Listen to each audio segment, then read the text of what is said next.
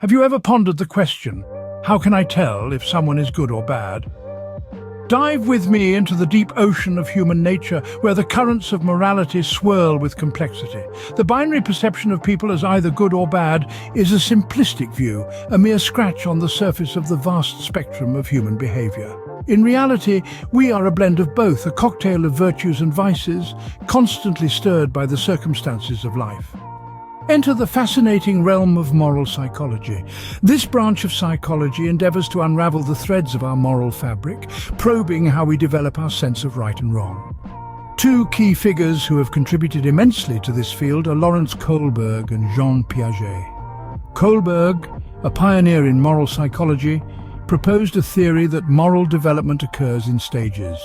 He suggested that as we grow, we move from a self-centered understanding of morality, where right and wrong are determined by the consequences for ourselves, to a more nuanced social perspective, where we consider the impact of our actions on others.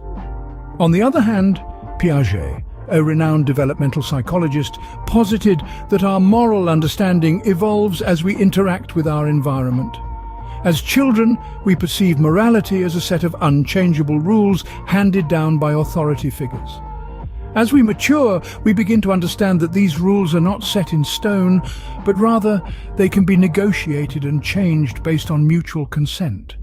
These theories, though different in their approach, converge on the idea that our moral compass is not fixed at birth. It evolves and refines over time, shaped by our experiences, interactions, and the societal norms we are exposed to. So, when we try to label someone as good or bad, we must remember that we are attempting to encapsulate a dynamic, ever-changing construct within a static label. Understanding these theories can help us better decipher the actions of those around us. Our journey into the enigma of human nature is just beginning. Stay with us as we delve deeper in the coming scenes. Scene script. How does empathy play a role in determining whether someone is good or bad? Empathy, at its core, is the capacity to understand and share the feelings of others. It's the ability to figuratively step into someone else's shoes, to see the world through their eyes. It's a key human trait that allows us to connect on a deep emotional level. Now let's delve into the fascinating world of psychology. You see, psychological studies have long established a link between empathy and moral behavior. This link is largely explained by the concept of the theory of mind. This isn't about telepathy or mind reading. Rather, it's the ability to comprehend that others have beliefs, desires, intentions, and perspectives that are different from our own. It's the understanding that people have their own thoughts and feelings, and these thoughts and feelings guide their actions. Why is this important? Well, the theory of mind is what enables us to empathize. It allows us to perceive the emotions and perspectives of others. It's like a mental stepping stone, helping us cross the river from our own isolated island of experience to the rich, varied landscape of other people's emotions and viewpoints. But how does this relate to morality? To the question of whether someone is good or bad? Well, research has shown that individuals with higher levels of empathy tend to display more prosocial behavior. In layman's terms, they're more likely to act in ways that benefit others. They're more likely to help, to share, to comfort. They're more likely to stand up against injustice, to fight for fairness, to strive for kindness. In essence, they're more likely to act in ways we typically associate with goodness.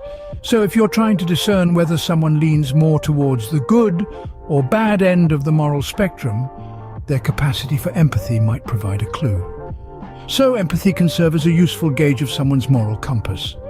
But what about the context? Can it influence our judgment of someone's character? Picture this. It's 1971, Stanford University. Psychologist Philip Zimbardo conducts a groundbreaking experiment, one that would forever change our understanding of good and evil.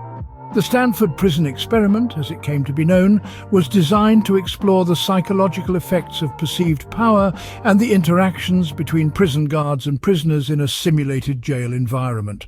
Now, the participants were ordinary people, just like you and me, with no criminal history or psychological issues. Yet, within days, the guards began to display sadistic tendencies, while the prisoners exhibited signs of severe stress and depression. Why? because the context in which they found themselves started to dictate their behavior, not their inherent nature. This isn't to say that we're all potential tyrants or victims, but it does suggest that even the most virtuous among us can act in harmful ways under certain circumstances. This experiment revealed the profound impact of context on human behavior, showing us that good and bad are not absolutes, but can shift and change based on the situation at hand. Think about it. How many times have we passed judgment on someone based on a single action without considering the circumstances that led to it?